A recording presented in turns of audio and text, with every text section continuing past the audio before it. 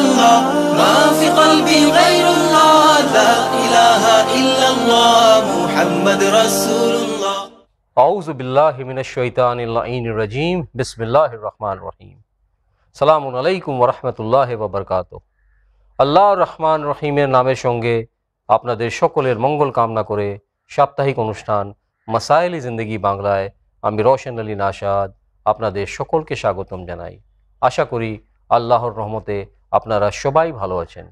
প্রিয় দর্শকবৃন্দ, শ্রোতামণ্ডলী, গত অনুষ্ঠানগুলোর মতো আজকের অনুষ্ঠানেও আজকে আমি সর্বপ্রথম আপনাদের টেক্সট মেসেজ পড়ব, তারপর আপনাদের পাঠানো অডিও মেসেজ প্লে করব।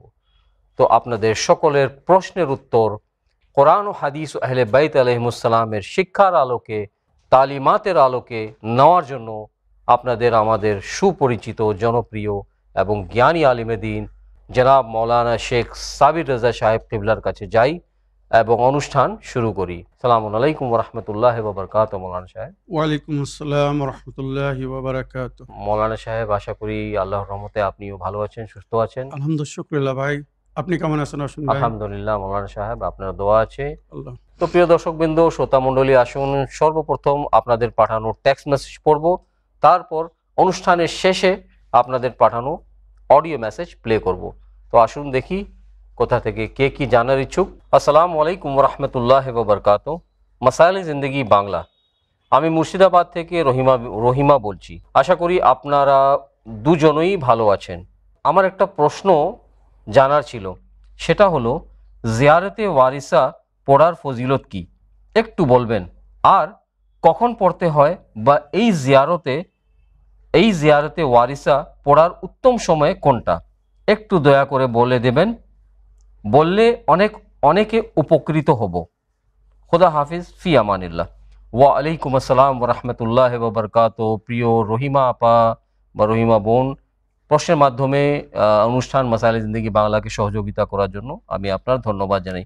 খুব সুন্দর প্রশ্ন করছেন মৌলানা সাহেব। আমাদের নিয়মিত দর্শক রহিমা বিবি জানার ইচ্ছুক যে জিয়ারতে ওয়ারসা পড়ার সঠিক নিয়ম কি, বা উত্তম সময়ে কোনটি, বা এর ফজিলত কি কি? জি। ওয়ালাইকুম আসসালাম ওয়া রাহমাতুল্লাহি ওয়া বারাকাতুহু। আমার প্রিয় বোন রহিমা খাতুন, আপনার চিঠি লেখার জন্য আপনাকে অসংখ্য ধন্যবাদ জানাই। আপনি একটি সুন্দর বিষয় জানতে চেয়েছেন, যেটা নবী করিম সাল্লাল্লাহু আলাইহি সাল্লামের হাদিসে উল্লেখ হয়েছে। এরা বিসমিল্লাহির রহমানির রহিম, ইযা আরাদাল্লাহু বিআবদিন খায়রা ইয়াকযিফু ফি কলবিহি হুব্বাল হুসাইন ওয়া হুব্বা জিয়ারাতিহি। ইমাম জাফর সাদিক আলাইহিস সালাম এই হাদিসটি নকল করেছেন আর বলেছেন, নবী করিম সাল্লাল্লাহু আলাইহি সাল্লাম ইমাম হোসেন আলাইহিস সালামের সম্পর্কে ভবিষ্যৎবাণী করে গিয়েছেন বা বলেছিলেন, আল্লাহ যখন কোনো বান্দাকে পছন্দ করে এবং তার মঙ্গল চায়, রোশন ভাই, ইযা আরাদাল্লাহু বিআবদিন খায়রা, আল্লাহ যখন কোনো বান্দার মঙ্গল চায়, ইয়াকযিফু ফি কলবিহি হুব্বাল হুসাইন ওয়া হুব্বা জিয়ারাতিহি, আল্লাহ তার অন্তরে ইমাম হোসেন আলাইহিস সালামের ভালোবাসা জাগিয়ে দেয় এবং ইমাম হোসেন আলাইহিস সালামের জিয়ারতের আশা জাগিয়ে দেয়। তো এটা একটা সৌভাগ্যবানের পরিচয় যে ইমাম হোসেন আলাইহিস সালামের জিয়ারত করতে চায়। এবারে ইমাম হোসেন আলাইহিস সালামের জিয়ারতের মধ্যে বিশেষ একটি জিয়ারত হচ্ছে জিয়ারতে ওয়ারিসা, যেটা রওয়ায়াতে উল্লেখ হয়েছে বা জিয়ারতের বাবে লেখা হয়েছে।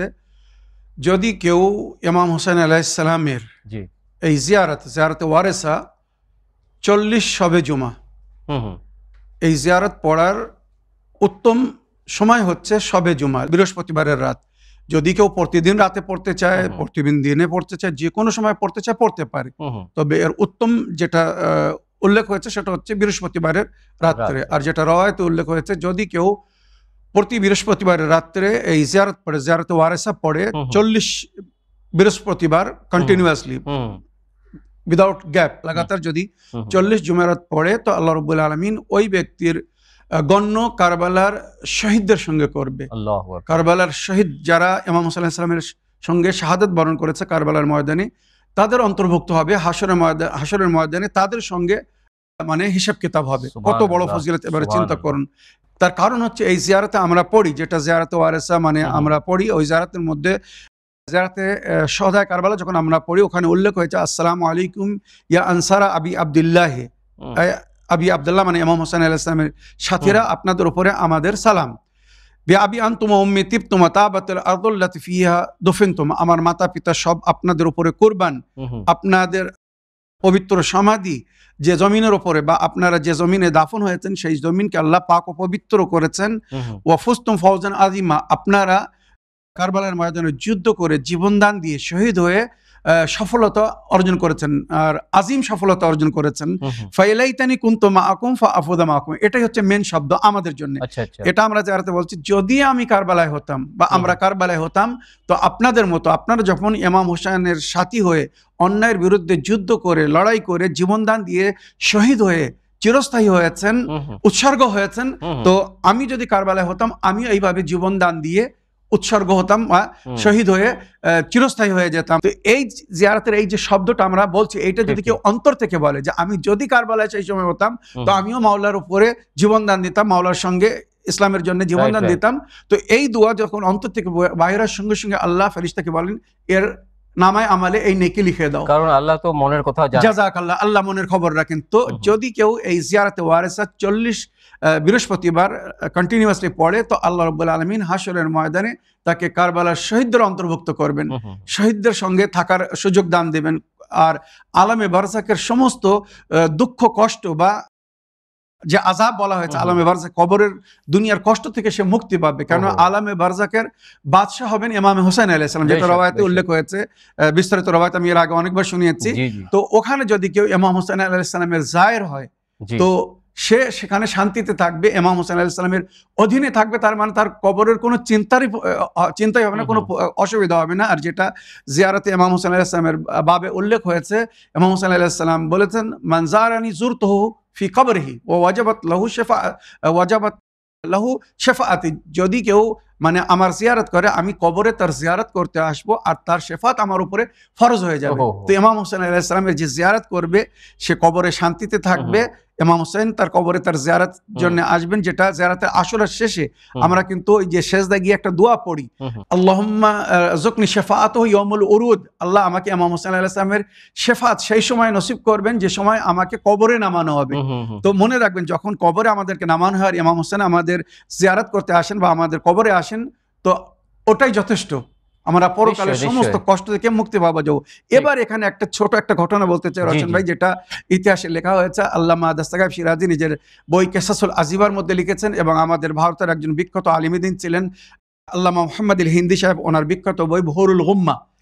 এই বইয়ের 3 খণ্ড বই, তো এর মধ্যে প্রথম খণ্ডে নইলে দ্বিতীয় খণ্ডে এই ঘটনা উনি লিখেছেন যে সাধারণ মুসলমানদের একটি বড় বস্তি ছিল, বড় এলাকা ছিল, আর সেই এলাকায় একজন আহলে বায়তের অনুগামী ও অনুসারী বসবাস করছিল। তার স্ত্রী খুব সুন্দর মোমেনা ছিলেন, আর প্রতি বৃহস্পতিবার রাত্রে সে জিয়ারতে ওয়ারেসা পড়ত। হঠাৎ অসুস্থ হয়ে ওই মোমেনা মহিলা মারা যায়। ওই এলাকায় শিয়াদের কোনো কবরস্থান ছিল না, সুতরাং সাধারণ মুসলমানদের যে কবরস্থান, সেই কবরস্থানে তাকে দাফন করা হলো। হোসেন ভাই, ওই কবরস্থানের সম্পর্কে যেটা লেখা হয়েছে যে সাধারণ মুসলমানদের কবরস্থান, তো ওই এলাকার লোকেরা অধিকাংশ স্বপ্নে দেখত, যারা নিজের মৃতদেরকে ওই কবরস্থানে দাফন করেছিল। মনে করুন ছেলে স্বপ্ন দেখছে, মেয়ে স্বপ্ন দেখছে আমার পিতা বড় কষ্টে আছে, বা মা মারা গিয়েছে, মা বড় কষ্ট আছে, ভাই মারা গিয়েছে, বোন স্বপ্ন দেখছে আমার ভাই কষ্টে আছে, কি মাতা পিতা স্বপ্ন দেখছে আমার মেয়ে বা ছেলে যে মারা গিয়েছে সে কষ্ট আছে।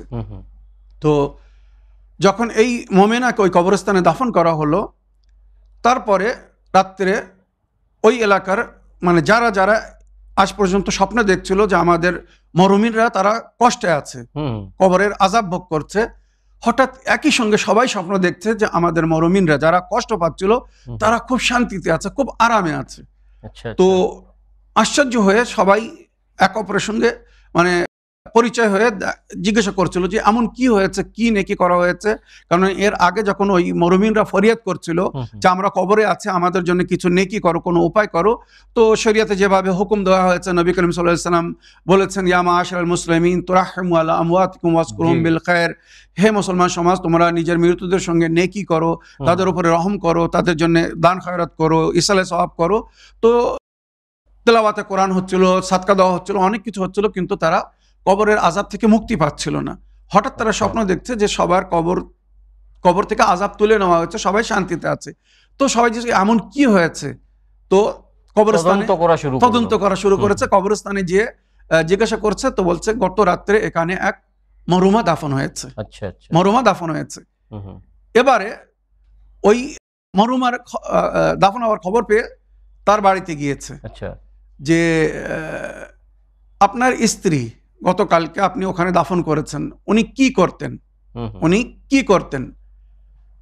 তো উনি বললেন, মানে স্বামী যে বেঁচে ছিলেন, উনি বললেন আমার স্ত্রীর খুব বড় নেকির তো আমি জানি না, তবে একটা জিনিস আমি জানি, উনি ইমাম হোসেনকে খুব ভালোবাসতেন আর প্রতি বৃহস্পতিবারে রাত্রে জিয়ারতে ওয়ারেসা পড়তেন। আচ্ছা আচ্ছা। এই কথা শুনে সবাই খুব খুশি হলেন।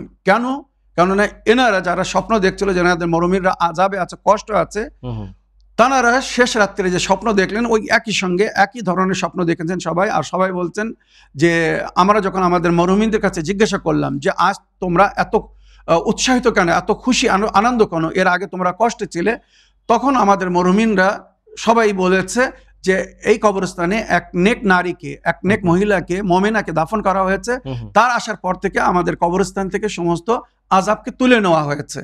তখন তদন্ত করা শুরু করলো যে এটা বিষয় কারণ কি ছিল। তো এখানে যখন জিজ্ঞাসা করা হয়েছে তখন তারা বলছে যে এই মোমেনা যখন এই কবরস্থানে দাফন হয়েছে, তো আকা মওলা ইমাম হোসেন রাদিয়াল্লাহু তাআলা আনহু, তাদের কথা কিন্তু যেটা লেখা হয়েছে বইয়ের মধ্যে, ইমাম হোসেন রাদিয়াল্লাহু তাআলা আনহু এই কবরস্থানে এসেছিলেন ওই মোমেনার জিয়ারত করতে, যেটা ওয়াদা করেছিলেন ইমাম পুরো করেছেন যে তোমরা আমার জিয়ারত করলে আমি কবরে তোমাদের জিয়ারত করতে আসবো। তো উনি স্বয়ং এই কবরস্থানে এসেছেন, আর এসে যখন দেখলেন যে এই কবরস্থানে সবাই কোনো না কোনো আযাবে আছে, কোনো না কোনো কষ্টের মধ্যে আছে তাদের আমাল হিসাবে, তো ইমাম হোসেন আলাইহিস সালাম এসে আগে এই কবরস্থানের যে সমস্ত ফেরেশতারা আযাব দেওয়ার জন্য দায়িত্ব ছিল তাদেরকে বললেন 1 বছরের জন্য, যেটা রাওয়ায়াতে দুইভাবে উল্লেখ হয়েছে যে 1 বছরের জন্য এই কবরস্থানের সমস্ত আযাবকে তুলে নেওয়া হোক, এখানে যেন কাউকে কোনো প্রকারের কষ্ট না দেওয়া হয়। আর এক রাওয়ায়াত মানে বইতে লেখা হয়েছে, ঘটনাটা দুইভাবে লেখা হয়েছে যে কিয়ামত পর্যন্ত, হাশরের ময়দানের বিচার পর্যন্ত এই কবরস্থান থেকে সমস্ত আযাব তুলে নেওয়া হোক, এরপরে যা কিছু শাস্তি হবে, আযাব হবে, সেটা হিসাব কিতাবের পরে হবে। কেউ জাহান্নামে যাবে, কেউ জান্নাতে যাবে, তবে আপাতত এদের উপরে যে আযাব হচ্ছিল সেই আযাবটাকে স্থগিত রাখা হোক, বন্ধ রাখা হোক। আর এর কারণ হচ্ছে ওই মোমেনা ওই কবরস্থানে দাফন হয়েছে বলে, যে মোমেনা প্রতি শবে জুমায় জিয়ারতে ওয়ারেসা পড়তেন বলে। তো ইমাম হোসেন আলাইহিস সালাম তাকে সান্ত্বনা দিয়ে গিয়েছেন, মানে ওই মোমেনার কবরে এসে, যে তুমি এখানে নিরাপত্তায় আছো, তোমার কোনো অসুবিধা নেই, আর তোমার কারণে এই কবরস্থান থেকে আল্লাহ 1 বছরের জন্য বা হাসরের হিসাব কিতাবের দিন পর্যন্তর জন্য আযাবকে তুলে নিয়েছে। এটা কিন্তু একটা বাস্তব ঘটনা, কিন্তু এটা অনেক প্রচারিত ঘটনা। সুতরাং এখান থেকে আমরা বুঝতে পারি যে জিয়ারতে ওয়ারেসার কত বরকত এবং কত ফজিলত। তো আমার প্রিয় বোন রাহিমা খাতুন, আশা করি এই ফজিলত এবং এই যে বরকত শোনার পরে আমরা কেউ ইমাম হোসেন আলাইহিস সালামের জিয়ারত থেকে নিজেকে বঞ্চিত রাখবো না। যদি কেউ নিকটে গিয়ে জিয়ারত করতে পারে অতি উত্তম, তবে যদি কেউ নিকটে গিয়ে জিয়ারত না করতে পারে, দূর থেকেও যদি জিয়ারত করো তো তার জিয়ারত কবুল হবে। যেমন ইমাম হোসেন আলাইহিস সালাম বলেছেন, জিয়ারতুকা মাকবুলা মিন হাইসু আনতা, যেখান থেকে তোমরা আমার জিয়ারত করবে আমি সেখান থেকে তোমাদের জিয়ারতকে কবুল করবো। তা আল্লাহ আমাদেরকে তৌফিক দান করুন। আমরা যদি প্রতিদিনও না পড়তে পারি তো কমস কম প্রতি বৃহস্পতিবার রাত্রে একবার যেন জিয়ারতে ওয়ারেসা পড়তে পারি। জিয়ারতে ওয়ারেসা পড়বেন, নিয়াত করবেন আমি জিয়ারতে ওয়ারেসা ইমাম হোসেন আলাইহিস সালাম পড়িতেছি, পড়বাতেন আল্লাহ। জিয়ারত পড়ার পরে 2 রাকাত নামাজ পড়ে, সকালের নামাজের মতো 2 রাকাত নামাজ পড়ে ইমাম হোসেন আলাইহিস সালামের রূহকে হাদিয়া করবেন, তারপরে দোয়া করবেন। ইনশাআল্লাহ দোয়া কবুল হবে, মনোকামনা আশা পূরণ হবে এবং দুনিয়া আখিরাতে এর বরকত ও ফজিলত উপলব্ধি করতে পারবেন ইনশাআল্লাহ। প্রিয় দর্শকবৃন্দ, আসুন আরেকটি টেক্সট মেসেজ পড়ি, দেখি কোথা থেকে কে কি প্রশ্ন করছেন। আসসালামু আলাইকুম, মাসাইল জিন্দেগি বাংলা। জনাব মৌলানা সাবির রেজা সাহেব, আমি নদিয়া জেলা থেকে সুরজ শেখ বলছি। মৌলানা সাহেব, আমার প্রশ্ন হলো দোয়ায়ে কুমাইলের ফজিলত কি কি আপনি একটু বলবেন? আমাদের নিয়মিত দর্শক সুরজ শেখ সাহেব নদিয়া জেলা থেকে প্রশ্ন, যে ওনার দোয়ায়ে কুমাইলের ফজিলত কি কি এই বিষয়ে উনি জানার ইচ্ছুক। ওয়ালাইকুম আসসালাম রহমতুল্লাহি ওয়া বারাকাতুহু। আমার প্রিয় ভাই সুরজ শেখ সাহেব, আপনার চিঠি লেখার জন্য আপনাকে অসংখ্য ধন্যবাদ জানাই। আপনি একটি সুন্দর দোয়ার বিষয়ে জানতে চেয়েছেন, যে দোয়াটির বিষয়ে হয়তো অনেকেই সাধারণ মুসলমানেরা জানেন না। দোয়ায়ে কুমাইল দার হাকিকাত মানে বাস্তবে এটা দোয়ায় জনাবে খিজর নবী, জনাবে খিজর নবীর দোয়া। এই দোয়াটি মাওলা আলী আলাইহিস সালাম নিজের সাহাবী কুমাইল ইবনে জিয়াদকে তালিম দিয়েছিলেন বলে ওনার নামে এই দোয়াটা বিখ্যাত হয়ে গেছে, দোয়ায় কুমাইল ইবনে জিয়াদ। বাস্তবে এই দোয়াটি খিজর নবীর দোয়া। আর খিজর নবীর সম্পর্কে আমি অনেকবার বলেছি, রওয়ায়াত থেকে বলেছি, খিজর নবী আলাইহিস সালাম সবসময় নিজেকে বলতেন আনা মিন শিয়াত আলী ইবনে আবি তালিব, আমি আলী ইবনে আবি তালিবের শিয়াদের অন্তর্ভুক্ত, বা আমি আলী ইবনে আবি তালিবের শিয়াদের মধ্যে একজন শিয়া। যেমন জানাবে ইব্রাহিম নবীর সম্পর্কেও কোরআনে উল্লেখ হয়েছে ওয়া ইন্না মিন শিয়াতিহি লা ইব্রাহিম, এটা কিন্তু আলেমে আরওয়াহের কথা, যে আমি ইব্রাহিম নবী আলাইহিস সালাম বলেছিলেন আমিও এই আলীর শিয়াদের মধ্যে হতে চাই, অন্তর্ভুক্ত হতে চাই। তাই আল্লাহ মাহফুজে লোহে মাহফুজে লিখে দিয়েছিলেন ইন্না মিন শিয়াতিহি লা ইব্রাহিম, আলীর শিয়াদের মধ্যে ইব্রাহিম। কোরআনে কিন্তু ওখানে তাফসিরে লেখা হয়েছে, সূরা সাফফাতের তাফসিরে। এবারে আমি এখানে আমার সুরাজ ভাই বা আমার সমস্ত দর্শকবৃন্দদের জন্য বলতে চাই, এই যে দোয়ায়ে কুমাইল, যে দোয়াটি আমি বললাম, এই দোয়ার অনেক ফজিলত এবং বরকত উল্লেখ হয়েছে। জনাবে কুমাইল মাওলা আলী আলাইহিস সালামের সাহাবী মাওলা আলী আলাইহিস সালামের কাছে আসছে, আর এসে বলছে মাওলা আমাদের দোয়া কবুল হচ্ছে না, মাওলা আমরা বিভিন্ন প্রকারের সংকটের মধ্যে পড়ে আছি, এর জন্য কোনো উপায় বলে দিন, কোনো দোয়া বলে দিন, কোনো দোয়ার তালিম দিন যেটা পড়লে আমাদের সমস্যার সমাধান হয়ে যাবে, বালা মুসিবত থেকে আমরা রক্ষা পাবো, আল্লাহ আমাদের পূর্বের গুনাহকে ক্ষমা করে দেবেন এবং আমাদের জীবনে সুখ শান্তি ফিরে আসবে। তখন মাওলা আলী আলাইহিস সালাম জনাবে কুমাইলকে এই দোয়ার তালিম দিয়েছিলেন, দোয়ায়ে কুমাইলের তালিম দিয়েছিলেন, আর বলেছিলেন যে কুমাইল যতদিন বেঁচে থাকবে এই দোয়াটি যদি প্রতিদিন পড়তে পারো তো অতি উত্তম, প্রতিদিন পড়বে, আর যদি প্রতিদিন না পড়তে পারো তো শবে জুমা বৃহস্পতিবার রাত্রে মিস করবে না, আর যদি তাও না পড়তে পারো তো বছরে একটি বিশেষ দিন হচ্ছে লাইলাতুল বারাআ, মানে শবে বারাত, ওই রাত্রে অবশ্যই এই দোয়াটি পড়বে, কেননা ওই রাত্রে ভাগ্যলিপি হয় আর যেটা লাইলাতুল কদরে গিয়ে পরিপূর্ণ করা হয়।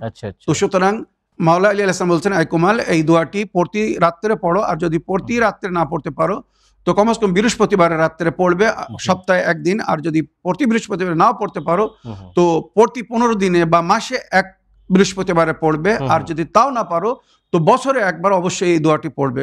এত গুরুত্বপূর্ণ দোয়া।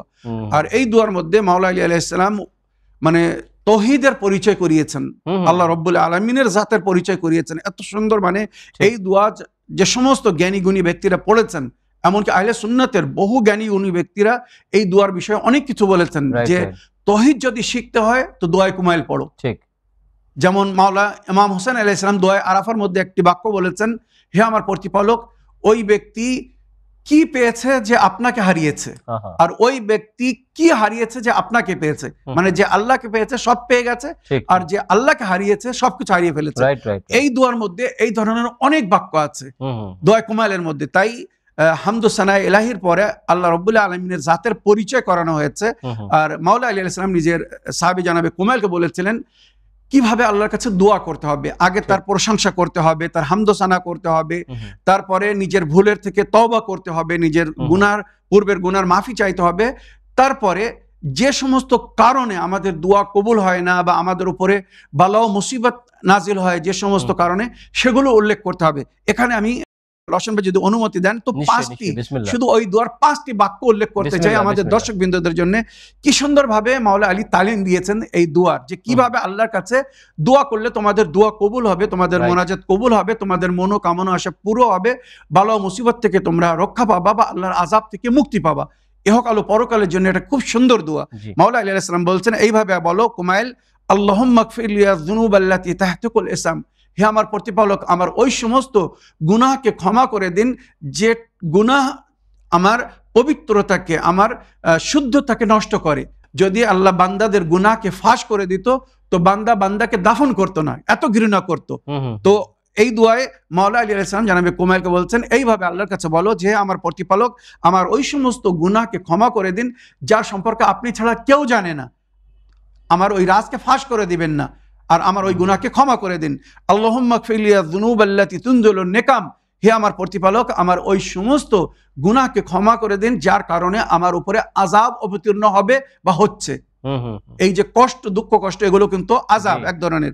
আল্লাহুম্মা গফির লিয়া যুনুবাল্লাতী তুগাইয়িরুন নিআম, হে আমার প্রতিপালক আমার ওই সমস্ত গুনাহকে ক্ষমা করে দিন যে আমার নেয়ামতকে পরিবর্তন করে দেয়, মানে নেয়ামত অবতীর্ণ হচ্ছিল, আল্লাহ আমাকে নেয়ামত দিচ্ছিলেন, রহমত নাযিল সেটা করছিলেন, আযাবের সেটা মধ্যে আযাবে পরিবর্তন হয়ে গেল। তো আমার ওই সমস্ত গুনাহকে ক্ষমা করে দিন যে গুনাহ আমার নেকিকে অন্যায় পরিবর্তন করে দেয়, বা আমার মঙ্গলকে অমঙ্গলে পরিবর্তন করে দেয়, বা আমার উপরে আযাব নাযিল হওয়ার কারণ হয়ে যায়। আল্লাহুম্মা গফির লিয়া যুনুবাল্লাতী তাহবিসুদ দুআ, কত বড় দোয়া এইটা শিখিয়েছেন মাওলা। আল্লাহুম্মা গফির লিয়া যুনুবাল্লাতী তাহবিসুদ দুআ, হে আমার প্রতিপালক, আমার ওই সমস্ত গুনাহকে ক্ষমা করে দিন যে আমার দোয়াকে বন্দী করে দেয়, আমার দোয়াকে হাবাস করে দেয়, মানে বন্দী করে দেয়, আমার দোয়াকে আল্লাহর আরশে পৌঁছাতে দেয় না। মানে কিছু গুনাহ আছে যে গুনার পরে আমাদের দোয়া আল্লাহর আরশে পৌঁছায় না। যেমন এই জবান যদি নাজিস খায়, তো এই জবান দিয়ে দোয়া করলে তখন দোয়া আল্লাহর কাছে পৌঁছাবে না। এই হাত যদি পাপ করে, তো এই হাত তুলে দোয়া করলে সেই হাত দোয়া আল্লাহ কবুল করবেন না। এই ধরনের উদাহরণ দেওয়া হয়েছে। তো এখানে দোয়া মাওলা আলী আমাদেরকে শেখাচ্ছেন, বলছেন আল্লাহুম্মা গফির লিয়া যুনুবাল্লাতী তাহবিসুদ দুআ, হে আমার প্রতিপালক, আমার ওই সমস্ত গুনাহকে ক্ষমা করে দিন যেটা আমার দোয়াকে বন্দী করে দেয়, আল্লাহর দরবারে পৌঁছাতে দেয় না।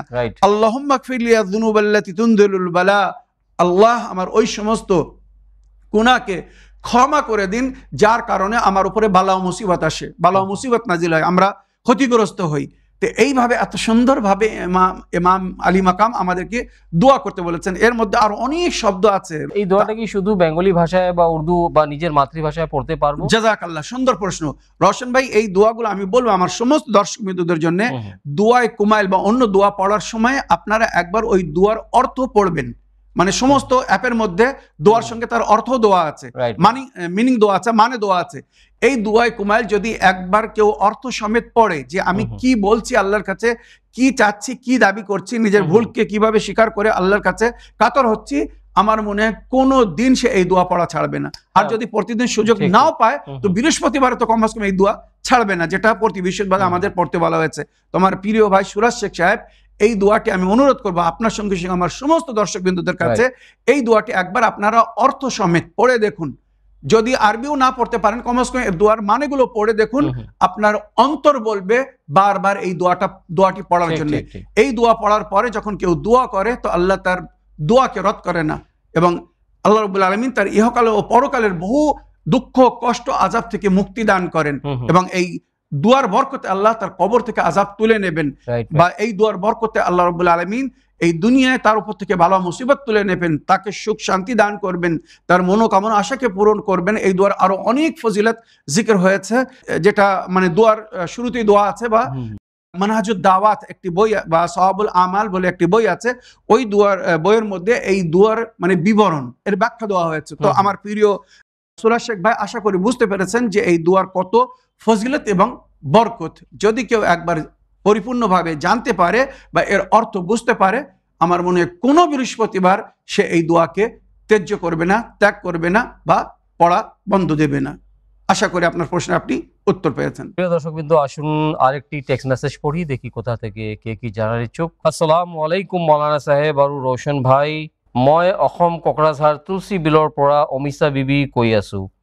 মোৰ প্ৰশ্ন হ'ল, আমাৰ ইয়াত দেখা যায় জানাজা দাফন কৰাৰ পিছত মাইয়াতেৰ কাৰণে দোয়া কৰিছিল, কিন্তু বৰ্তমান দেখা যায় দাফন কৰাৰ পিছত দোয়া নাজায়েজ বিদআত হয় বুলি নিষেধ কৰি আছে। আপুনি জনাব যে নবী ও ইমাম হাসান হুসাইন বা পাঞ্জাতনে পাক আলহিমুসালামের নিয়ম মতে দাফনের পিছত মাইয়াতের কারণে দোয়া করা জায়েজ আছে না বিদআত, জানাবো।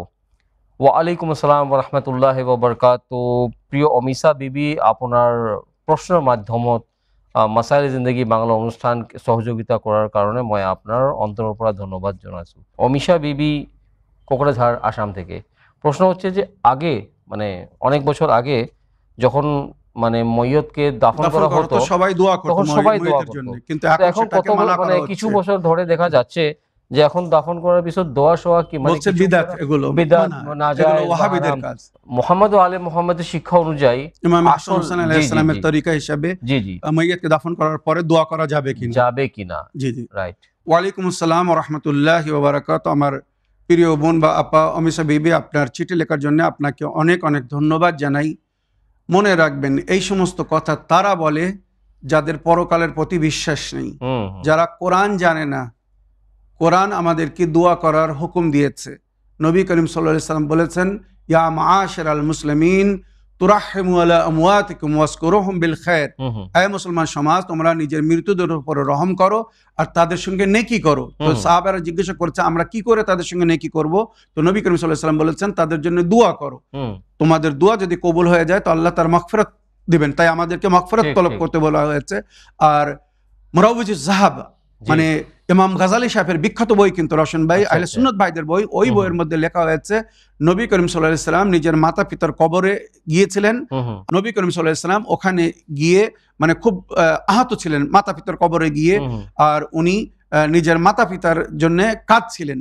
তো ওখানে রওয়ায়াতে যেটা ওই বইতে লেখা হয়েছে যে আল্লাহর তরফ থেকে জিবরাইল আমিনের মাধ্যমে ওনাকে মানা করা হলো যে আপনি কাঁদবেন না, তবে আপনি নিজের মাতা পিতার জন্য আল্লাহর কাছে মাগফিরাত তলব করতে পারেন। চিন্তা করুন, তো নবী করিম সাল্লাল্লাহু আলাইহি ওয়াসাল্লাম ওখানে নিজের মাতা পিতার জন্য মাগফিরাত তলব করেছিলেন যে আমার প্রতিপালক আমার মাতা পিতা যদি কোনো ভুল করে থাকেন তাদেরকে ক্ষমা করে দিবেন। তো নবী করিম সাল্লাল্লাহু আলাইহি ওয়াসাল্লামের সুন্নাত মাগফিরাত তলব করা নিজের মাতা পিতার কবরে গিয়ে। ওই জন্য আমাদের জন্য বলা হয়েছে প্রতি বৃহস্পতিবারে আর নইলে শুক্রবারে নিজের মাতা পিতার কবরে যাও যদি ওনারা মারা গিয়ে থাকেন, আর ওনাদের জন্য মাগফিরাত তলব করো। কারণ নবী করিম সাল্লাল্লাহু আলাইহি ওয়াসাল্লামের হাদিস, ইযা মাতাল ইনসান ইনকাতা আনহু আমালু ইল্লা সালাস, যখন ইনসান মারা যায় তার সমস্ত আমাল থেকে সে ডিসকানেক্ট হয়ে যায়, নিজে আর কিছু করতে পারে না, ইল্লা সালাস, মগর কিন্তু তিনটা কাজের রচন ভাই, তিনটে কাজের সওয়াব মরার পরেও পাওয়া যায়। এক, সাদাকাতুন জারিয়া, সে যদি কোনো সাদকা জারিয়া করে যায় মরার পরেও তার সওয়াব পাবে। দ্বিতীয়, আমালুন সালিহ দেবে, এমন কোন নেক কাজ সে করে গেছে তারপরে লোক তাকে ফলো করছে, যে এই লোকটা এই নেক কাজ আমাদেরকে শিখিয়ে গেছে, সুতরাং সেটা যদি লোকেরা করে তার সওয়াব পাবে। এই যে আমরা অনুষ্ঠান করছি, আমাদের অনুষ্ঠান থেকে আমাদের পল্ল গমনের পরেও যদি কেউ লাভবান হয় তো আমরা এর সওয়াব পাবো। রশন ভাই এটা বলে আমালুন সালিহ দেবে। আর তিসরে ওয়ালাদুন সালেহ ইয়াদউলা, নেক সন্তান যদি ছেড়ে যায় আর ওই সন্তান যদি মাতা পিতার জন্য দোয়া করে, মাগফিরাত তলব করে, তো আল্লাহ তার মাতা পিতাকে ক্ষমা করবেন, তার রূহকে শান্তি দান করবেন। এগুলো রওয়ায়াতের মধ্যে উল্লেখ। আফসোস এই সমস্ত নাসেবি ওয়াহাবিদের উপরে যারা এই ধরনের কথা এখন বলছে যে মাইয়িতের জন্য দোয়া করা যাবে না। রওশন ভাই, যেখানে নামাজে মাইয়িত, যেটা আমরা নামাজে মাইয়িত পড়ি, ওই নামাজে কিন্তু 5টি তাকবীর, আর পঞ্চম তাকবীরের পরে নামাজ শেষ হয়ে যায়। তো প্রথম তাকবীরের পরে আমরা শাহাদাত নামা পড়ি, দ্বিতীয় তাকবীরের পরে আমরা দরুদ শরীফ পড়ি, দরুদ ইব্রাহিমী যেটাকে বলা হয়, দরুদ পড়ি, আর তৃতীয় তাকবীরের পরে আর চতুর্থ তাকবীরের পরে আমরা কিন্তু ওই মাইয়িতের জন্য মাগফিরাত তলব করি, ক্ষমা তলব করি, দোয়া করি। তো নামাজের মধ্যেই দোয়ার হুকুম দেওয়া হয়েছে। যে নামাজটা আমরা মৃত ব্যক্তির জন্য পড়ি, ওই নামাজের মধ্যে আল্লাহু আকবার বলে আল্লাহুম্মা গফির লিল মুমিনিনা ওয়াল মুমিনাত ওয়াল মুসলিমিনা ওয়াল মুসলিমাত আল আহিয়া মিনহুম ওয়াল আমওয়াত তা'বি বাইনানা ওয়া বাইনহুম বিল খায়রাত ইন্নাকা মুজিবুদ দাওয়াত ইন্নাকা আলা কুল্লি শাইইন কাদির। এটা কি? এটা মাইয়িতের জন্য দোয়া। তারপরে চতুর্থ তাকবীরের পরে যেটা আমরা বলি, আল্লাহুম্মা ইন্না হাযা আবদুকা ওয়া ইবনু আবদিক ওয়া ইবনু আমাতিক নাযালা বিকা ওয়া আনতা খায়রু মানজুলিন বিহি আল্লাহুম্মা ইন্না লা না'লামু মিনহু ইল্লা খায়রা, আমি এর সম্পর্কে জানি না ভালো ছাড়া, ওয়া আনতা আ'লামু বিহি মিন্না, আমার প্রতিপালক আপনি এর সম্পর্কে ভালো জানেন। আল্লাহুম্মা ইন কানা মুহসিনান ফাজিদ ফি ইহসানি, যদি এই নেকি করে থাকে নেকিকে বৃদ্ধি করে দিন। এগুলো কি? দোয়া। ওয়া ইন কানা মুসিয়ান ফাতাজাওয়াজ আনহু, যদি এই মাইয়িত ভুল করে থাকে তো একে ক্ষমা করে দিন। আমরা কি বলছি? নামাজ মাইয়িত কিন্তু এটা সমস্ত মুসলমান এই নামাজ পড়ে। ওয়া ইন কানা মুহসিনান ফাজিদ ফি ইহসানি, নেকি করে যদি গিয়ে থাকে তাকে নেকিকে বৃদ্ধি করে দিন। ওয়া ইন কানা মুসিয়ান ফাতাজাওয়াজ আনহু, আর যদি ভুল করে থাকে তাকে ক্ষমা করে দিন। ওয়াগফির লাহ, তাকে ক্ষমা করে দিন। ওয়াজআলহু ইনদাক ফি আলা ইল্লিন, আর একে উচ্চদের মধ্যে স্থান দান করুন। এইভাবে পুরো তাকবীর পড়ে আমরা আল্লাহু আকবার বলি। তো আমার প্রিয় বোন, আপনি তাদের কাছে জিজ্ঞাসা করুন, এই যে নামাজে মাইয়িত তোমরা পড়ছো, তোমরা এই নামাজের মধ্যেই মাইয়িতের জন্য দোয়া করছো। তো মাইয়িত মানে যখন কোনো ব্যক্তি মারা যায়, আমরা জানাজা পড়ার পরে ওই মাইয়িতের জন্য আল্লাহর কাছে দোয়া তলব করি, বা কবরে যখন দাফন করার পরে ওর জন্য মাগফিরাত তলব করি, যে আমার প্রতিপালক এই বান্দা আমাদের মাঝখানে ছিল, এতদিন ছিল, আপনি এর সম্পর্কে ভালো খবর রাখেন, এ ভালো করে গেছে না মন্দ করে গেছে, যদি মন্দ করে থাকে আল্লাহ তাকে ক্ষমা করে দিন। এইভাবে তার জন্য আমরা মাগফিরাত তলব করি এবং তার রূহের জন্য শান্তির কামনা করি, আল্লাহর রহমত বর্ষণ করুন, রূহকে শান্তি দান করুন। তো এগুলো সব নবীর আহলে বাইতের তালিম। কোরআন ও আহলে বাইত আমাদেরকে এই শিক্ষা দিয়েছেন, ইমাম হাসান ও হুসাইন বা পঞ্চমের ভাগ আমাদেরকে এই শিক্ষা দিয়েছেন। তাই আপনারা নবীর সুন্নাতকে ফলো করেন। এই যে তালকিন রওশন ভাই আমরা পড়ি মাইয়িতের জন্য, এটা কি? ঠিক ঠিক ওই মাইয়িত মইয়তকে আমরা সবকিছু কবরে বলে দিচ্ছি যে তোমার কাছে এইভাবে কবরে প্রশ্ন হবে, তার তুমি উত্তর দিও, তারপরে শেষে আমরা তার জন্য মাগফিরাত তলব করছি। তো এটা শরীয়তের হুকুম, কোরআন ও হাদিসে আমাদেরকে দোয়ার হুকুম দেওয়া হয়েছে, জীবিতদের জন্য দোয়ার হুকুম দেওয়া হয়েছে, মৃতদের জন্য দোয়ার হুকুম দেওয়া হয়েছে। সেইটা যদি কেউ মানা করে, বিরোধিতা করে, তার মানে সে না কোরআন পড়েছে, না হাদিস পড়েছে, না নবীর সুন্নাত সম্পর্কে জেনেছে। এদের কথাকে কখনো শুনবেন না, এরা কিন্তু আমাদেরকে মিসগাইড করছে, ভুল শিক্ষা দিচ্ছে, সমাজকে সঠিক শিক্ষা থেকে দূরে নিয়ে যাচ্ছে। আশা করি আমার প্রিয় বোন আপনার প্রশ্নের আপনি উত্তর পেয়েছেন বা বুঝতে পেরেছেন বা নবী ও নবীর আহলে বাইতের সুন্নাত কি, আর এরা সেই সুন্নাত বিরোধী কথা বলছে, এদের কথা কখনো যেন আপনারা শুনবেন না। প্রিয় দর্শকবৃন্দ, আসুন অনুষ্ঠানের শেষ টেক্সট মেসেজ পড়ি, দেখি কোথা থেকে কে কি জানার ইচ্ছুক। এই প্রশ্নের উত্তর মাসাইলে জিন্দেগির জন্য। আসসালামু আলাইকুম হুজুর, আমি বাংলাদেশ থেকে কবির হোসেন বলছি।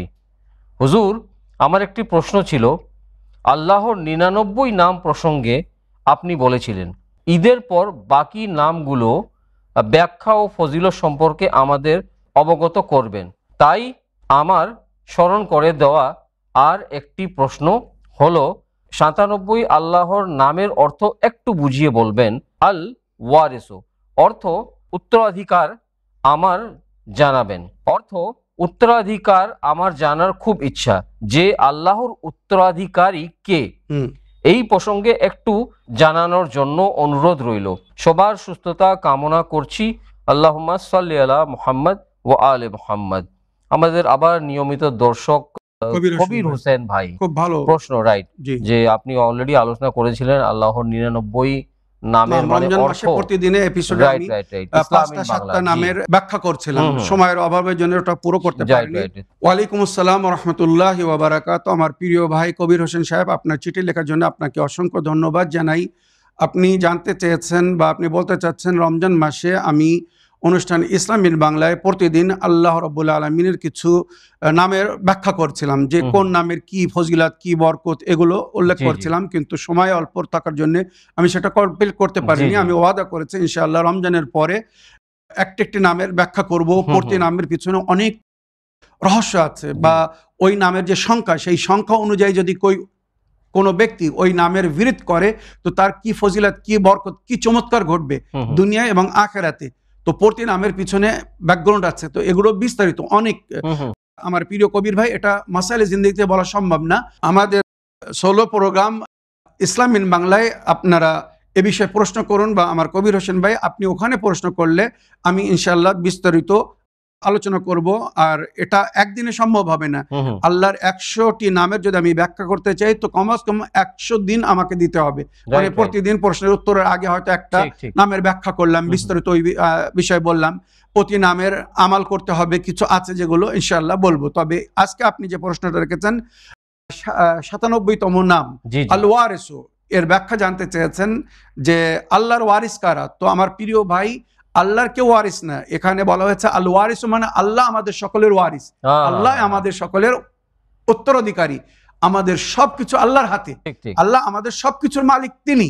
তো এখানে ওয়ারিস মানে সবকিছুই আল্লাহর হাতে, আমাদের জীবন, হায়াত, মৌত, বা আমরা যা কিছু এই দুনিয়ায় পাচ্ছি বা পাবো সবকিছুই আল্লাহর হাতে। তাই আল্লাহকে আমরা ওয়ারিস বলি, বা আল্লাহকে ওয়ারিস বলা হয়েছে, উনি সবকিছুর মালিক উনি।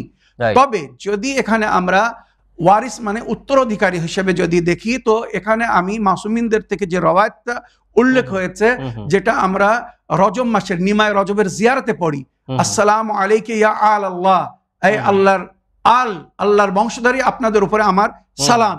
তো এই জিয়ারতে তাফসিরে ইমামে জাফর সাদিক আলাইহিস সালাম বলেছেন, ইমামে বাকর আলাইহিস সালাম বলেছেন, ইমামে মুসা কাযিম আলাইহিস সালাম, ইমামে রেজা আলাইহিস সালাম, এই 4 জন ইমামের থেকে বর্ণিত, ওনারা বলেছেন নাহনু আলুল্লাহ ওয়াল খালকু আয়ালুল্লাহ, মানে আমরা আল্লাহর বংশধারী, আল্লাহর আল হচ্ছে আমরা, আর এই যে মখলুকাত, এই যে সৃষ্টি, এই যে বান্দারা, এরা হচ্ছে আল্লাহর পরিবার, মানে আল্লাহ সবার কর্তা, এক পরিবারকে কর্তা চালায়। তো এই পুরো বিশ্বকে যে চালাচ্ছে সে হচ্ছে আল্লাহ।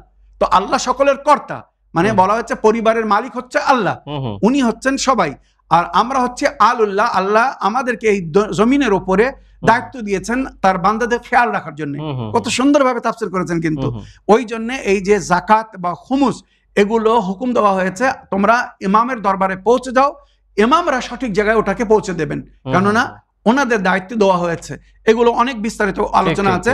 তো আমার প্রিয় ভাই কবির সাহেব, আল ওয়ারিসও মানে আল্লাহ ওয়ারিস এবং মালিক, তবে যদি আমরা উত্তরাধিকার রূপে এটা গ্রহণ করে দেখি তো এখানে এই তাফসীর বলা হয়েছে জাযাকাল্লাহ, সুন্দর, কেননা এটাই কোরআনে বলা হয়েছে কুল্লু শাইইন ফান ইল্লা ওয়াজহুল্লাহ, সমস্ত জিনিস ফানা হয়ে যাবে, শুধু আল্লাহর চেহারা বাকি থাকবে। এখানে ওই আয়াতের সূরা রহমানের ওই আয়াতের তাফসীরে লেখা হয়েছে ওয়াজহ সংখ্যার আদাদ হচ্ছে ইলমে জফর হিসেবে 14, মানে সমস্ত জিনিস ফানা হয়ে যাবে, এই 14 নূর বাকি থাকবে, যে নূরকে আল্লাহ নিজের নূর থেকে সৃষ্টি করেছেন। মনে রাখবেন এই যে পঞ্চতনে ভাগ 12 এবং 14 মাসুম আলাইহিস সালাম এনাদের সম্পর্কে হাদিসে কুদসিতে যেটা উল্লেখ হয়েছে যে আল্লাহ এনাদেরকে নিজের নূর থেকে সৃষ্টি করেছেন। জানাবে আদম নবী আলাইহিস সালামকে রূপ প্রদান করার পরে যখন আল্লাহ বলেছিলেন আমার দিকে তাকাও, আরশ ইলাহির দিকে তাকাও, তো জানাবে আদম নবী এত উজ্জ্বল ছিল দেখতে পাচ্ছিলেন না, তখন আল্লাহর কাছে উনি ফরিয়াদ করলেন, হে আমার প্রতিপালক, এখানে এত নূর একসঙ্গে আমি আপনার নূরকে দেখতে পাচ্ছি না। তো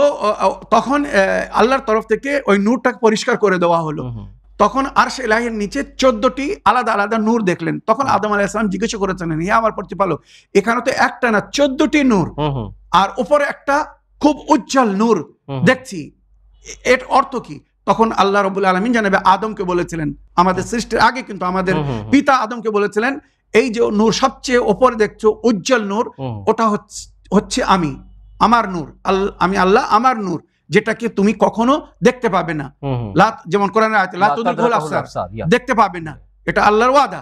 তবে এই যে নিচে 14টি নূর দেখছো, এই হচ্ছে আমার বরগুজিদা বান্দাদের, আমার ওলিদের নূর, এদের মহব্বতে আমি দুনিয়াকে সৃষ্টি করেছি, যেটা হাদিস কিসায় উল্লেখ হয়েছে। আল্লাহ নিজের ইজ্জত ও জালালের কসম খেয়ে বলেছে, ইন্নিমা খালাকতুস সামা মাবনিয়া ওয়ালা আরদাম মাদিয়া ওয়ালা কামরাম মুনিরা ওয়ালা শামসাম মুদিয়া ওয়ালা ফালাকি ইয়াদুর ওয়ালা বাহিরে ইয়াজরি ওয়ালা ফুলকান তাসরি ইল্লা ফি মুহাব্বাতি হাউলাইল খামসাতি আল্লাযিনা হুম তাহাতাল কিসায়। তো এই যে পঞ্চতনে পাকের বরকতে যে এই জমিন আসমান সবকিছু আল্লাহ সৃষ্টি করেছেন, ওই নূর কিন্তু আল্লাহর নূর থেকে তৈরি। তাই এখানে বলা হয়েছে যে আল্লাহ রাব্বুল আলামিন যাদেরকে নিজের ওয়ারিস করেছেন, মানে উত্তরাধিকারী করেছেন, এই হচ্ছে এনারা হচ্ছেন এই আহলে বাইত, পঞ্চতনে ভাগ 12 ইমাম। তো যদি জমিনের উপরে যাদেরকে আল্লাহ নিজের খলিফাও বলেছেন, কিন্তু জমিনের উপরে আল্লাহ নিজে এসে কিন্তু এগুলো করেন না, আল্লাহ এই বান্দাদের মাঝখানে আমাদেরকে ওসিলা করেছেন, আব্দ মাহবুদের মাঝখানে আল্লাহ পঞ্চতনে পাককে বা আহলে বাইতকে ওসিলা করেছেন, তাই এনাদেরকে আলুল্লাহ বলা হয়। আর এনাদেরকে জমিনের উপরে আল্লাহর ওয়ারিস বলা হয়েছে, যেগুলো সব কোরআনের বিভিন্ন আয়াতের মধ্যে উল্লেখ হয়েছে এবং নবীর হাদিসের মধ্যে উল্লেখ হয়েছে যে কিভাবে আল্লাহ আমাদেরকে ওয়ারিস করেছেন। তো মনে রাখবেন এই ওয়ারিসও শব্দের দুই ভাবে এর মানে ব্যাখ্যা করা হয় রোশন ভাই। এক, আল্লাহ আমাদের ওয়ারিস, সকলের মালিক আল্লাহ। আর দ্বিতীয়, জমিনের উপরে আল্লাহ যাদেরকে নিজের দায়িত্ব দিয়েছেন বা বান্দাদের খেয়াল রাখার জন্য ওয়ারিস করেছেন, ওনারা হচ্ছেন পঞ্চতনে পাক 12 ইমাম বা 14 মাসুমিন আলাইহিস সালাম। আশা করি আমার প্রিয় ভাই আল ওয়ারিস শব্দের ব্যাখ্যা উভয়ভাবে করলাম, আল্লাহর হিসাবে বা আল্লাহর বরগুজিদা বান্দা বা ওলিদের হিসাবে যেভাবে আমাদেরকে হাদিসের মধ্যে বলা হয়েছে। আশা করি আপনি বুঝতে পেরেছেন। তো প্রিয় দর্শক বিন্দু, আসুন এবারে সময় হচ্ছে আপনাদের পাঠানো অডিও মেসেজ প্লে করার। দেখি কোথা থেকে কে কি জানার ইচ্ছুক, কে কি প্রশ্ন করছেন। আসসালামু আলাইকুম হুজুর, আপনি ভালো আছেন, সুস্থ আছেন? আল্লাহর কাছে এই দোয়াই করি হুজুর, আমরা যে শুক্রবার দিন যুগের ইমামকে 1000 বার দরুদ পড়ে হাদিয়া করে থাকি হুজুর, এটা সময় না থাকার কারণে সকালে 500 বার আর জোহরের নামাজের পর 500 বার বললে হবে? আর হুজুর আরেকটা কথা, যে প্রতিদিন বাড়িতে আমরা ধূপ জ্বালি, মাঝারে, কিন্তু এটা হাজ অবস্থায় জ্বালা যাবে? বলবেন। আল্লাহুম্মা সাল্লি আলা মুহাম্মদ ওয়া আলি মুহাম্মদ। ওয়ালাইকুম আসসালাম ওয়া রাহমাতুল্লাহি ওয়া বারাকাতুহু। আমার প্রিয় বোন, আপনার ভয়েসমেলের জন্য আপনাকে অসংখ্য ধন্যবাদ জানাই। আপনি দুটি বিষয় জানতে চেয়েছেন। একটি, জুম্মার দিনে 1000 বার দরুদ শরীফ পাঠ করে যদি যুগের ইমামকে হাদিয়া করা হয়, উপহার দেওয়া হয়, তো রিটার্ন গিফট হিসেবে আমাদের অনেক কিছু মনোকামনা আশা পূরণ হয়। তো ওটা যদি আপনি একসঙ্গে এক বইটাকে 1000 বার না পড়তে পারেন, মনে করুন সকালবেলা 500 বার পড়েছেন, সন্ধ্যেবেলা 500 বার পড়ছেন, কি দুপুরের পরে যখন সুযোগ পাচ্ছেন 500 বার পড়ছেন, এইভাবে দুভাবে ডিভাইড করে 500 করে 1000 বার পড়ে হাদিয়া করতে পারবেন কিনা? অবশ্যই পারবেন, নিঃসন্দেহে পারবেন।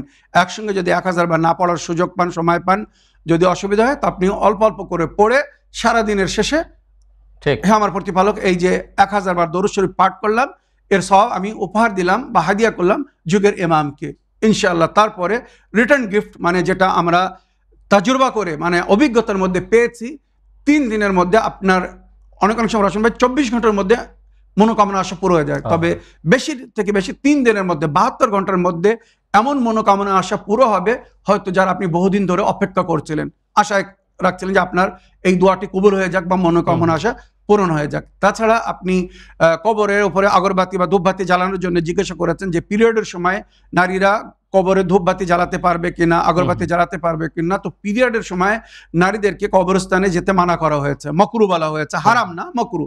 তো ওই জন্য যদি আপনি না গিয়ে অন্য কারোর মাধ্যমে কবরস্থানে ধূপবাতি বা আগরবাতি জ্বালাতে পারেন, কোনো অসুবিধে নেই।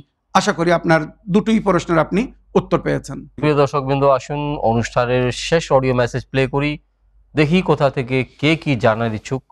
আসসালামু আলাইকুম মৌলানা সাহেব, আমি মুসিপাড়া থেকে আসমিনা বিবি বলছি। মৌলানা সাহেব, আমার বাচ্চা এই 9 মাস হচ্ছে, তো ওকে না এখনো পর্যন্ত আমি বাইরের কিছু খাওয়াতে পারছি না। মানে এখনো ও দুধ খেয়ে চলছে, কিন্তু ওতে ওর কতদিন চলবে? তো ডাক্তাররা বলছে দুধ 7 মাস, ওদের জন্য 6 মাস ঠিক আছে, 6 মাসের পরে দুধ খাওয়ার পানি খাওয়া সমান। তো ওর শরীরে তো এখন কিছু যাচ্ছে না, কিন্তু ওকে বাইরের দুধ বলুন, বিস্কুট, স্যারালেক্স, এই ভাত কিছু মুখে করালে ও ওয়াক করে দিচ্ছে, বমি করে দিচ্ছে। মানে খুব সমস্যা। এই 9 মাস হয়ে যাচ্ছে, বাচ্চাটা কিছু খাচ্ছে না, ধীরে ধীরে তো দুর্বল হয়ে যাচ্ছে। তো কি করব? ডাক্তার দেখিয়েছি, ডাক্তার ওষুধ দিয়েছে, খেয়েও কিছু উপায় হচ্ছে না। মানে গালে দিলেই তুলে দিচ্ছে। হ্যাঁ, কি করব? একটা উপায় বললো না। আর ও না মানে খিদে পাক যাই পাক ওকে সব বাইরে ঘোরালে ঠিক থাকে। খুব যতক্ষণ না খিদে পাবে ও কাঁদবে না, কিন্তু খিদে পেলে ও শুধু দুধ খেয়ে কতক্ষণ ওর চলবে? আমাকে একটা উপায় বলে দিন যাতে ওকে আমি খাওয়াতে পারি। ওর কি কোনো অন্য সমস্যা হলো? আমি কিছুই বুঝতে পারছি না। আসসালামু আলাইকুম। ওয়ালাইকুম আসসালাম রহমতুল্লাহ বাবরকাত। প্রিয় আপা বা প্রিয় বোন, প্রশ্নের মাধ্যমে মাসাইলে জিন্দেগি বাংলা অনুষ্ঠানকে সহযোগিতা করার জন্য আমি আপনার ধন্যবাদ জানাই। মৌলানা সাহেব, আমার বোন খুব মানে বলা যায় যে অসুবিধার মধ্যে আছেন বাচ্চাকে নিয়ে আর কি, যে কিছু খাচ্ছে না, এর উপায় কি আপনি একটু বলে দিলে? জাযাকাল্লাহ। অবশ্যই। ওয়ালাইকুম আসসালাম রাহমাতুল্লাহি ওয়া বারাকাতুহু। আমার প্রিয় বোন, আল্লাহ রাব্বুল আলামিন আপনার বাচ্চাকে সুস্থ এবং স্বাস্থ্য রাখুক। আল্লাহর কাছে দোয়া করব বা আপনাকে আল্লাহ রাব্বুল আলামিন মনশান্তি দান করুন। আপনি বাচ্চাকে নিয়ে চিন্তা করবেন না, একদম চিন্তা করবেন না। এটা পরিপূর্ণ স্বাভাবিক জিনিস। অনেক বাচ্চারা অনেক পরে খাওয়া শুরু করে, আর কোরআন ও হাদিসের মধ্যেই এটা উল্লেখ হয়েছে। কোরআনের মধ্যে উল্লেখ হয়েছে দুধ পান করার পিরিয়ড হচ্ছে হাওলাইনে কামেলাইন, পুরো 2 বছর 24 মাস। রশন ভাই, কোরআনের মধ্যে উল্লেখ হয়েছে হামলু ওয়া ফিসালু সালাসুনা আমান, মানে গর্ভে বাচ্চা যখন আসে সেখান থেকে আর তার দুধ পান করার যে পিরিয়ড টোটাল মিলে 30 মাস। মানে একটা বাচ্চা অনেক সময় 6 মাসেও বাচ্চা কিন্তু জন্মগ্রহণ করে। তো 6 মাস গর্ভে থাকে আর জন্মগ্রহণের পরে 24 মাস, মানে 30 মাস। এইগুলো কোরআনে কিন্তু উল্লেখ হয়েছে। তো হাওলাইনে কামেলাইন, 2 বছর পরিপূর্ণ বাচ্চাদেরকে দুধ পান করাতে বলা হয়েছে। আর মায়ের দুধের চেয়ে তো পুষ্টিকর খাদ্য এই দুনিয়ায় বাচ্চার জন্য আর কিছু নেই। ঠিক ঠিক রশন ভাই, এগুলো ডাক্তাররাও বলছে, যারা অভিজ্ঞ ডাক্তার তারা বলছে। মডার্ন সায়েন্সও এটাকে প্রুফ করছে। জাযাকাল্লাহ। আজকাল কিন্তু পয়সা কামানোর জন্য ডাক্তাররা অনেক কিছু মিসগাইড করছে, কিন্তু বাস্তবে যেটা কোরআন ও হাদিস বলছে বা অভিজ্ঞ ডাক্তাররা বলছেন, এক্সপেরিয়েন্স ডাক্তাররা বলছেন যে তোমরা বেশি থেকে বেশি বাচ্চাকে বুকের দুধ দাও, মাদেরকে বলা হচ্ছে, কারণ এর মধ্যে অনেক গুণ আছে। মানে রশন ভাই, সেটা যদি এখন বলতে অনেক সময় দরকার। তো আমি আমার প্রিয় বোন আপনাকে বলবো, আপনার বাচ্চা যতক্ষণ আপনার বুকের দুধ পান করছে পান করান, কোনো অসুবিধা নেই। এর চেয়ে তো উত্তম খাদ্য আর হতে পারে না। বরং আপনি পুষ্টিকর খাদ্য খান, যে খাদ্য পেলে বা খেলে মানে মা সুস্থ থাকবে। মা সুস্থ থাকলে তাহলে বাচ্চাকে সুন্দরভাবে ফিট করতে পারবে।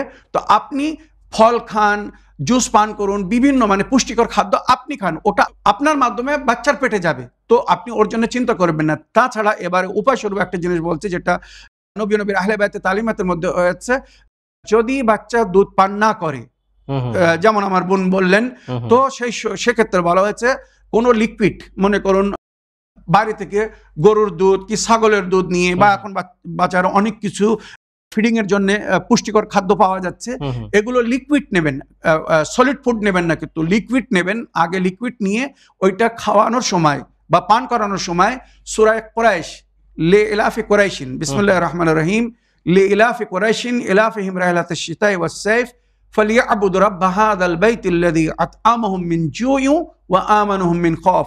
এই সূরা পড়ে ফু দিয়ে যদি ওটা খেতে দেন, বাচ্চা খিদেও পাবে, বারবার খিদে লাগবে, আর খুব মানে আনন্দের সঙ্গে ওটা খাবে বা পান করবে। সূরা কুরাইশ একবার পড়ে ফু দিয়ে, সূরা আলাম যদি পড়তে পারেন তার সঙ্গে অতি উত্তম, একবার সূরা আলাম আর একবার সূরা কুরাইশ পড়ে ফু দিয়ে ওটা খেতে দিন।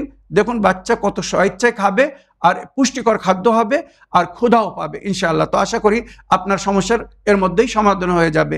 এটা করে দেখুন, তারপরেও যদি কোনো অসুবিধে থাকে, তো আমার মনে হয় অনেক সময় নজর লাগলে এমন হয়, রশন ভাই, নজর লাগলে বাচ্চারা বারবার উল্টি করে দেয়, ভমিটিং করে দেয়, কিছু তাদের শরীরে থাকে না। তো সূরা নুন ওয়াল কালামের শেষ দুটি আয়াত, সূরা নুন ওয়াল কালামের শেষ দুটি আয়াত পড়ে বিসমিল্লাহির রহমানির রহিম, ওয়া ইন ইয়াকাদুল লাযিনা কাফারু লা ইয়াজলিকুনাকা বিআবসারিহিম লাম্মা সামিউয যিকরা ওয়া ইয়াকুলুন ইন্নাহু লামাজনুন ওয়া মা হুয়া ইল্লা যিকরুল লিল আলামিন। এটা পড়ে বাচ্চার উপরে দম করে দেবেন, নজর কেটে যাবে। বা আয়াতুল কুরসি এবং মাউযাতাইন, যেটা আমি বারবার বলি, আয়াতুল কুরসি এবং মাউযাতাইন, যেটা নবীকে হিরস বা তাবিজের রূপে দেওয়া হয়েছিল, মাউযাতাইন পড়ে দম করে দেবেন, সমস্ত নজর কেটে যাবে। তারপরে বাচ্চা সুন্দরভাবে পানাহার করবে, জেদ করবে না, কান্নাকাটি করবে না। আর যদি কান্নাকাটি করে তো সূরা নজম জাফরানের পানি দিয়ে লিখে তার গলায় পরিয়ে দেবেন। বাচ্চা সুন্দরভাবে নিদ্রার সঙ্গে মানে রাত কাটাবে, জ্বালাতন করবে না বা কষ্ট পাবে না। আর আশা রেখে এইভাবে আপনারা সবাই নিজের শিশু বাচ্চাদের খেয়াল রাখতে পারবেন। আমার বোনের প্রশ্নের উত্তরে যেগুলো বললাম, শুধু আমার বোনের জন্য না, যদি কারোর বাড়িতে এই সমস্যা হয় রশন ভাই, কোনো ছোট বাচ্চাকে নিয়ে মারা পরেশান হচ্ছেন, হয়রান হচ্ছেন, তাদের সকলের জন্য এই উপায়টা খুব সুন্দর উপায়। পানহার দেওয়ার সময় সূরা কুরাইশ পড়ে ফু দিয়ে পান করিয়ে দেবেন বা খেতে দিবেন। ইনশাআল্লাহ ওই খাদ্য তার শরীরে খুব সুন্দর প্রভাব করবে এবং সে বাচ্চা খিদা পাবে এবং বারবার খেতেও চাবে। আশা করি আপনার প্রশ্নের আপনি উত্তর পেয়েছেন। তো মৌলানা সাহেব, চ্যানেল উইনের তরফ থেকে এবং আমাদের সকল দর্শকবৃন্দদের তরফ থেকে আমি আপনার ধন্যবাদ জানাই যে অনুষ্ঠানে অংশগ্রহণ করে আপনার অমূল্য সময় দিয়ে এখানে এসে সকলের প্রশ্নের উত্তর কোরআন ও হাদিস ও আহলে বাইত আলাইহিস সালামের শিক্ষার আলোকে দেওয়ার জন্য আমি আপনার ধন্যবাদ জানাই। জি রশন ভাই, আল্লাহ রাব্বুল আলামিন আমাদের খেদমতকে কবুল করুন। আপনাকেও ধন্যবাদ জানাই আপনি অনুষ্ঠানকে আগিয়ে নিয়ে যাওয়ার জন্য। আপনাদের সকলকে আমি ধন্যবাদ জানাই, আমার অন্তর থেকে ধন্যবাদ জানাই আপনাদের কোঅপারেশন বা আপনাদের সহযোগিতার জন্য। আপনারা যে প্রশ্ন পাঠিয়ে মাসালে জিন্দেগিতে আমাদেরকে সহযোগিতা করছেন, নিজেদের মতামত জানান। যদি এই অনুষ্ঠানের মধ্যে আরো কিছু আপনারা নতুন দেখতে চান তো আপনারা মতামত দিতে পারেন যে হুজুর যদি মাসালে জিন্দেগিতে এগুলো অ্যাড করা হয় বা এই ধরনের প্রশ্ন রাখা হয় বা এই ধরনের উত্তর দেওয়া হয়, আমরা আরো লাভবান হব। আমরা অবশ্যই সেটা করব। আপনাদের ফিডব্যাক এবং আপনাদের প্রশ্ন উভয়ের অপেক্ষায় আমরা থাকবো ইনশাআল্লাহ। যখন মৌলানা সাহেব প্রশ্নের কথা বললেন, তো আমি আমার তরফ থেকে একটি রিকোয়েস্ট করতে চাই। প্রশ্নগুলো যে আমরা রিসিভ করছি, বেশিরভাগ প্রশ্ন টেক্সট মেসেজে আমরা রিসিভ করছি। তো আপনাদের কাছে যদি সময় থাকে বা যদি সম্ভব হয়, তাহলে আপনারা চেষ্টা করবেন যে অডিও মেসেজটা ভয়েসমেল করার জন্য। আশা করি আপনাদের নতুন নতুন প্রশ্ন নিয়ে, নতুন নতুন মাসলা মাসাইল নিয়ে আগামী অনুষ্ঠানে আবার আপনাদের সঙ্গে সাক্ষাৎ হবে। তো আজকের অনুষ্ঠান শেষ করার জন্য অনুমতি চাই। শুকরিয়া ও ধন্যবাদ। সালামুন আলাইকুম ওয়া রাহমাতুল্লাহি ওয়া বারাকাতুহু।